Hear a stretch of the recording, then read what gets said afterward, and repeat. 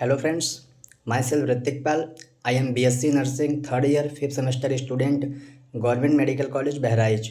तो आज मैं कुछ चीज़ों पे बात करूँगा कि जैसे बीएससी नर्सिंग के फीस स्ट्रक्चर क्या हैं, स्कोप क्या है, आफ्टर बीएससी नर्सिंग सैलरी कितनी है, प्राइवेट की सैलरी कितनी है, गवर्नमेंट की सैलरी कितनी है, क्या स्कोप है, क्या क्या फील्ड है जो बीएससी नर्सिंग के करने के बाद हम जा सकते हैं।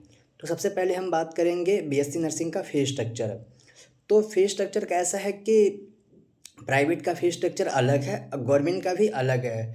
अगर देखा जाए तो गवर्नमेंट के कॉलेज के कंपेरिजन में प्राइवेट कॉलेज का फीस स्ट्रक्चर बहुत ही ज़्यादा है।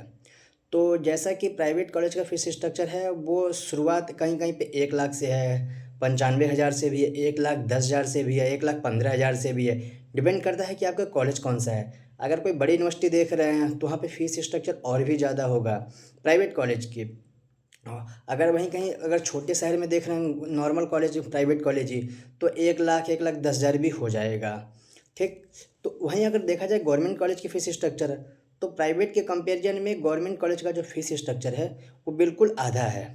गवर्नमेंट कॉलेज का फीस स्ट्रक्चर जो है केजीएमसी का थोड़ा सा ज़्यादा है। बाकी प्राइवेट कॉलेज का, बाकी अदर गवर्नमेंट कॉलेज का देखा जाए तो वहाँ का फीस स्ट्रक्चर जो है नॉर्मल है। 35,000, 40,000, आई थिंक 35,000 बहुत कम जगह पे, 40,000 है, 45,000 है। ऐसे ही गवर्नमेंट कॉलेज का फीस स्ट्रक्चर है। लेकिन हाँ, प्राइवेट कॉलेज कंपेरिजन में बिल्कुल ही कम है, ये कह सकते हैं कि आधा है। ठीक। अब हम यही बात कर सकते हैं स्कोप के।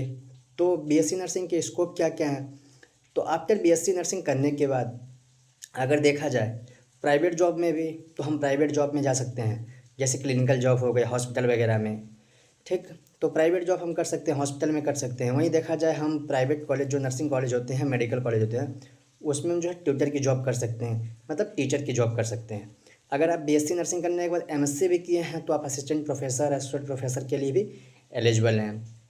उसके बाद आप किसी के लिए पर्सनल केयरिंग के लिए, जैसे होता है नर्सिंग केयर के लिए, उसमें आप कर सकते हैं। किसी प्राइवेट हॉस्पिटल में एज ए असिस्टेंट, आप डॉक्टर असिस्टेंट की जॉब कर सकते हैं आप। ठीक। वहीं अगर गवर्नमेंट कॉलेज में देखा जाए तो गवर्नमेंट कॉलेज में आप नर्सिंग ट्यूटर जो गवर्नमेंट कॉलेज की आती है, नर्सिंग ट्यूटर बन सकते हैं, असिस्टेंट प्रोफेसर बन सकते हैं, एसोसिएट प्रोफेसर बन सकते हैं। हाँ, बट यह है कि असिस्टेंट प्रोफेसर, एसोसिएट प्रोफेसर के लिए आपका एमएससी होना कंपलसरी है। उसके बाद अब देखा जाए तो नर्सिंग करने के बाद अगर आपका पैसा है तो आप नर्सिंग होम होम भी खोल सकते हैं। और नर्सिंग करने के बाद आप जैसे कम्युनिटी में भी आपकी जॉब लग सकती है, कम्युनिटी हेल्थ नर्सिंग के लिए भी लग सकती है, साइकेट्रिक नर्सिंग के भी लग सकती है, उसके बाद रिहेबिलिटेटिव सेंटर में लग सकती है।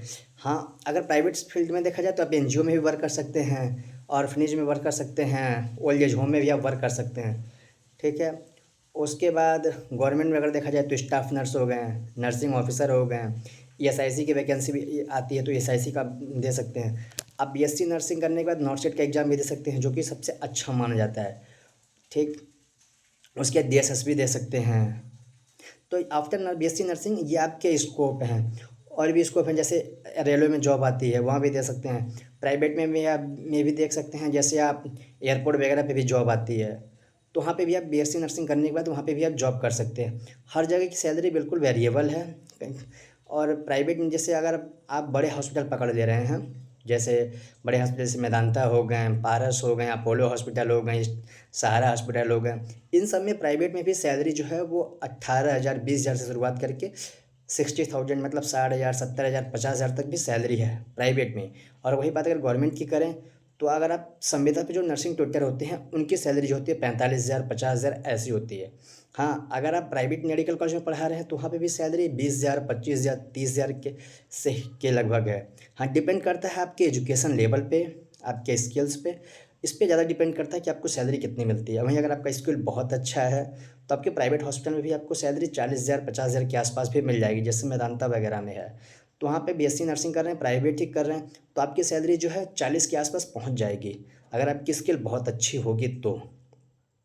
अगर गवर्नमेंट में नर्सिंग ऑफिसर वगैरह की वैकेंसी जो आती है उसमें जो देखा जाए उसमें बहुत अच्छा स्कोप है ये। इसमें अगर सैलरी की बात करें तो ये 70+ इसमें सैलरी आती है। वहीं एसआईसी वगैरह में भी सैलरी अच्छी आती है। नर्सिंग करने के बाद एक सबसे अच्छा स्कोप जो होता है सीएचओ का है, इसमें भी सैलरी बहुत अच्छी आती है, एक परमानेंट होती है। 30+, 30 35+ सैलरी इसमें भी होती है। तो करने के बाद ये बहुत अच्छा स्कोप है। ठीक है। वहीं अगर बात हो गई स्कोप की, बात हो गई सैलरी की, बात हो गई फीस स्ट्रक्चर की, बात हो गई।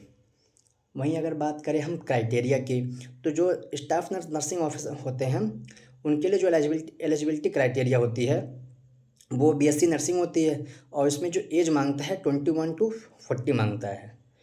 और वहीं नॉर्सेड वगैरह जो है वो मैक्सिमम 32-35 के आसपास ही रहता है। ओके, तो आज की वीडियो में बस इतना ही। अगर आपकी कोई क्वेरी हो या आपको कोई डाउट हो, कुछ पूछना हो, तो आप मुझे इंस्टाग्राम पे फॉलो कर सकते हो, हम मैसेज कर सकते हैं। मेरे इंस्टाग्राम का जो यूज़र आईडी है उसका नाम है @ऋतिकपाल सूर्यवंशी। आप मुझे यूट्यूब पे भी कमेंट कर सकते हैं। Okay, thank you.